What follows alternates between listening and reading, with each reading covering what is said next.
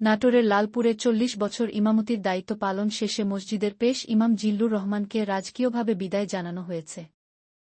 শুক্রবার ৪ এপ্রিল গোসাইপুর মিল্কিপাড়া কেন্দ্রীয় জামে মসজিদ প্রাঙ্গণে তাকে ফুলের সজ্জিত ঘোড়ার গাড়িতে করে নিজ বাড়িতে পৌঁছে দেওয়া হয়। এ সময় আবেগঘন পরিবেশে গ্রামের নারী পুরুষরা কান্নায় ভেঙে পড়েন। ৭০ বছর বয়সী ইমাম জিল্লুর রহমান উপজেলার আরবাব গ্রামের সোবহান মোল্লার ছেলে। তিনি ১৯৮৫ সাল থেকে টানা ৪০ বছর ধরে গোসাইপুর মিল্কিপাড়া কেন্দ্রীয় জামে মসজিদে ইমাম ও খতিব হিসেবে দায়িত্ব পালন করেন। বার্ধক্যজনিত কারণে স্বেচ্ছায় অবসর গ্রহণের সিদ্ধান্ত নিলে এলাকাবাসী তার সম্মানে এই ব্যতিক্রমী বিদায় আয়োজন করেন। বিকেলে মসজিদ প্রাঙ্গণ থেকে ফুলের সজ্জিত ঘোড়ার গাড়িতে করে তাকে আরবাব গ্রামে পৌঁছে দেওয়া হয়। সেই গাড়ির পেছনে ছিল গ্রামের যুবকসহ নানা বয়সী মানুষের মোটরসাইকেল বহর।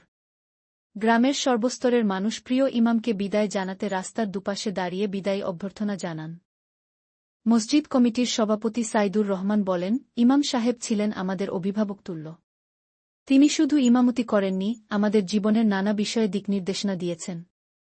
তাই তার দীর্ঘ অবদানের স্বীকৃতি স্বরূপ এমন সম্মাননা দিয়েছি। বিদায়ী মুহূর্তে ইমাম জিল্লুর রহমান আবেগজড়িত কণ্ঠে বলেন, জীবনের বড় একটি অংশ এই মসজিদ আর গ্রামের মানুষের মাঝে কেটেছে। আমি সারা জীবন দিনের খেদমতে নিয়োজিত ছিলাম। মানুষ আমাকে এত ভালোবাসতা আগে বুঝিনি। আল্লাহর দরবারে শুকরিয়া জানাই, তিনি আমাকে এমন সম্মান দিয়েছেন। সবাই আমার জন্য দোয়া করবেন। গ্রামের ইতিহাসে এমন বিদায় আগে কখনো দেখা যায়নি বলে জানান স্থানীয়রা। ইমাম সাহেবের প্রতি মানুষের অকৃত্রিম ভালোবাসা ও শ্রদ্ধা এই আয়োজনের মধ্য দিয়ে স্পষ্ট হয়ে ওঠে।